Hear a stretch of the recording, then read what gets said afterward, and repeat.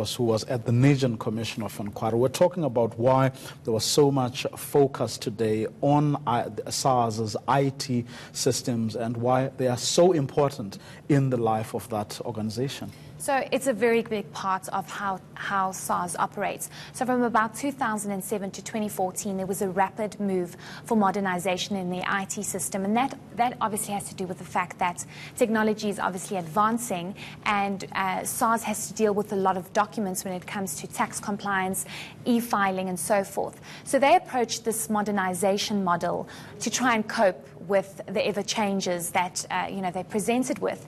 And the way they function, the way they are structured, they literally based it on a modernization model that was once seen as a world-class system.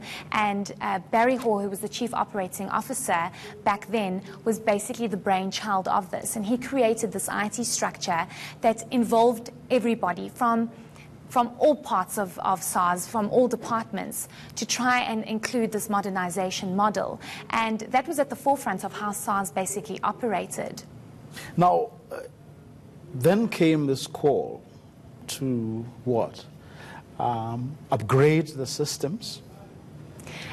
Well, what we hear is more of a downgrade, because when then Commissioner Tom Moyane came into power in 2014, not even a year in, and he had this thing where he would send news flash emails to staff and say, from tomorrow, this is the new structure. From tomorrow, this is how it's going to work. And he froze the modernization model without any sort of an explanation.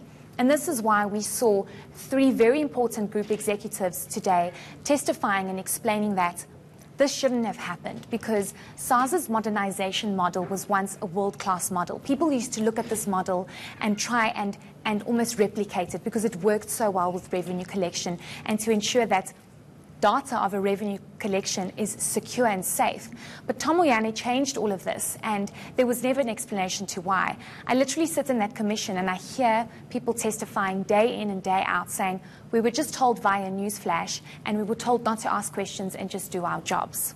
I mean, this is incredible because, as you correctly point out, since the start of this inquiry, we've had witness after witness saying, I was told to do this and to ask no questions, which then brings us to this whole thing that Tom Moyane then, certainly on the version of all these witnesses, was this powerful man who, and no one could really question his decisions. That is exactly it for you. Extremely powerful and not willing to engage. I mean, this is what the sense that we are getting from group executives, from highly skilled people within SARS. We heard Sue Berger today actually saying that SARS has the most skilled people within this organization, and their work ethic and their experience has been questioned by then Commissioner Tom Moyane. So it is really mind-boggling as to why he did all of this. And if I can put it into one sentence, he literally tried to fix something that was not broken. It was a well-oiled machine. Of course, every organization has its difficulties and its challenges, but SARS was the best revenue service collector globally. I mean, people used to look at SARS as a model, and now it's one of the worst. I mean, we have a revenue shortfall of 50 billion rand, and it's only set to get worse this year. So it's hard to understand why he did this. And Sue Berger, of course, went into detail to explain, to talk to the consequences of Tom Moyane's decisions and how they disrupted, basically, the entire system.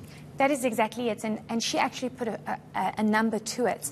So she's part of project management, and obviously the modernization system has a big role to play in how they, there are certain projects that need to be done, and there's this IT system that they go by. When this modernization system was halted and frozen in 2015, it cost SARS. They put a 66 million rand risk of projects. So they literally put that at risk because all of that had to be halted because there was a new consultancy company coming in, Gartner, to try and remodel the IT system. And you hear witness after witness saying, we paid this consultancy this much to change the model, a model that they're not even using today. That is taxpayers' money. 66 million rand is taxpayers' money. They paid Gartner, I think it was somewhere in the millions, I think it was 5 million rand for this new model that they didn't even end up using because it just did not fit into the structures and systems of the way SARS operates. And this is all taxpayers' money, and I think this is why this commission is so important, to try and understand what was the logic behind all of this, because this is costing taxpayers, this is costing poor people, this is costing people that are trying to run this country. So it's mind-boggling, it's very confusing to understand, but hopefully the report that will be released by the judge will try and explain that. Very, very, very briefly, did the three even speculate as to what they thought could have been the reasons why what happened? No, they can't explain it. All they say is that Tom Moyane came in, he had his people, 2 or 3 people, which we're very familiar who they were, one being Jonas Makwakwa, had his group of people next to him and basically just said, this is what you're going to do, get the job done and don't ask me questions. I will be done. So we're going to leave it. Thanks very much, Heidi, for coming through. She was, of course, attending the Nugent Commission, which is continuing to look at what actually happened at SARS.